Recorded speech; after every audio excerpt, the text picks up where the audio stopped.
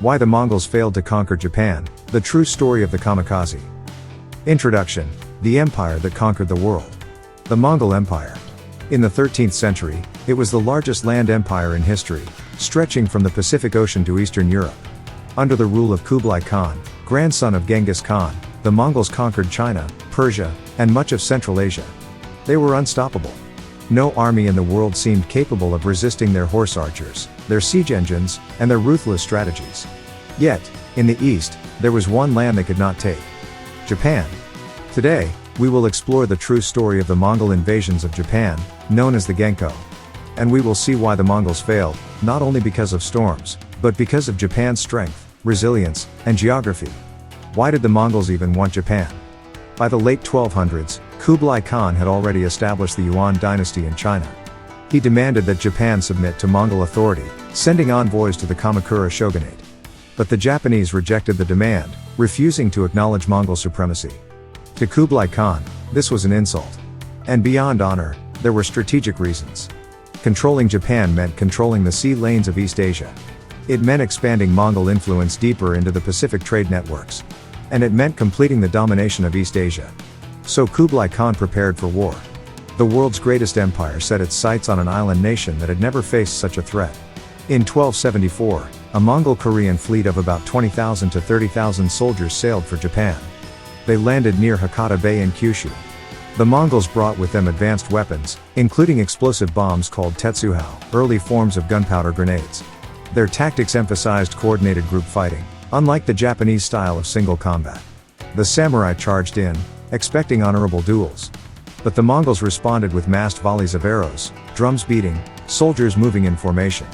It was unlike anything the Japanese had seen. Yet, the samurai adapted quickly. Their archery skills proved deadly accurate. Individual warriors fought fiercely, using curved bows that could pierce armor. Though outnumbered, they pushed the Mongols back toward their ships. By nightfall, the Mongols withdrew to their fleet. They intended to regroup, but suddenly, strong winds struck the bay. Ships collided, men drowned, and the invaders retreated entirely. The Japanese saw this as divine intervention. It was the first time the word kamikaze, or divine wind, began to take shape in legend. But even without the storm, the samurai had already shown their strength. The Mongols had underestimated their enemy. The Second Invasion, 1281, the Battle of Koan. Kublai Khan was not finished. After the failed attempt of 1274, he ordered an even greater invasion of Japan.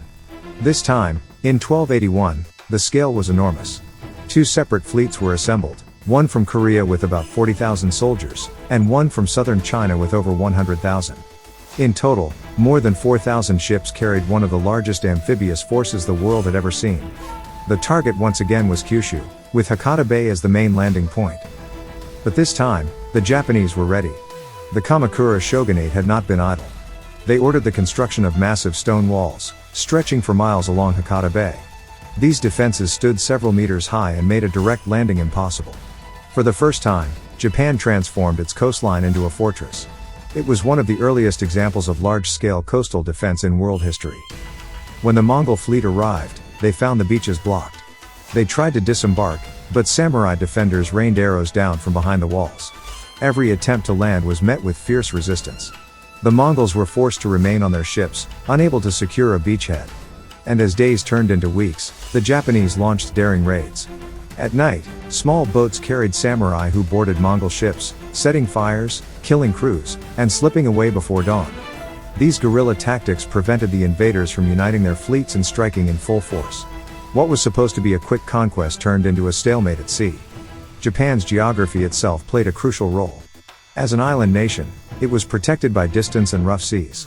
Supplying a massive army across the ocean was a nightmare. The Mongol fleet had to rely on coordination between Korean and Chinese forces, separated by hundreds of miles. Communication was slow, logistics were stretched, and morale began to suffer. Meanwhile, the Japanese defenders fought on home soil. They could resupply easily. They knew the terrain. And their coastal defenses turned the battlefield to their advantage. Unlike the open plains of Eurasia, where Mongol cavalry had dominated, Japan's mountains, forests, and narrow coasts denied them their greatest strength. Here, horses were less useful. Here, mobility was limited. Japan itself was a natural fortress. And the samurai used it to the fullest. Then came the storm. In the summer of 1281, a powerful typhoon struck Kyushu. Winds and waves tore through the Mongol fleet. Thousands of ships were wrecked. Tens of thousands of soldiers drowned. The once mighty invasion force was annihilated. For the Japanese, it was proof that the gods had sent the Kamikaze, the divine wind, to protect their land. But here is the truth. By the time the storm arrived, the Mongols were already struggling. The samurai had contained their landings. The coastal defenses had blocked their advances. Night raids had weakened their morale. Supplies were running low. The typhoon did not win the battle by itself. It finished what Japan's warriors and geography had already begun. The storm was the final blow, not the only reason for Japan's survival. And that distinction is crucial. Japan was not simply saved by luck. It was saved by preparation, by strategy, and by the resilience of its people. The legend of the Kamikaze. In the years that followed, the Japanese remembered the typhoon not as chance, but as destiny. They believed the gods had intervened to protect their islands. The term Kamikaze, or divine wind, entered legend. It became a symbol of Japan's uniqueness, a land shielded by divine favor. Over centuries, the story grew larger than life. And in later history, even during World War II, the word kamikaze was revived, showing how powerful this myth remained in Japan's national identity. But while the divine wind is legendary, we must not forget the human element. The samurai were not passive. They fought with courage, precision, and strategy. Their bows were deadly accurate, their raids at sea disrupted the enemy, and their defenses along Hakata Bay turned the invasion into a nightmare. Without those efforts, the storm alone may not have been enough. The Mongol invasions had a lasting impact on Japan. The samurai proved themselves as defenders of the nation. Their role in repelling the Mongols elevated their status in society. The Kamakura shogunate, which had led the defense, gained prestige as the protector of Japan. However, the wars also strained the economy. Since there was no land to reward the warriors with, as in typical feudal systems, the samurai demanded recognition and compensation. This tension would later contribute to political instability. Still, the image of the samurai as guardians of Japan was forever cemented. So why did the Mongols fail to conquer Japan? The answer is not just the typhoon. It was the samurai's skill, the strength of Japan's defenses, and the natural protection of the islands themselves. The storm was the final blow, but the true victory was earned by Japan's resilience. The legend of the Kamikaze remains powerful, but the real story is even more fascinating. It is a story of strategy, courage, and geography shaping the fate of nations. And now we ask you, what do you think would have happened if the storm never came? Could the Mongols have broken through, or was Japan always destined to stand strong? Let us know your thoughts in the comments. Because history is not only about what happened, but about the possibilities we continue to imagine.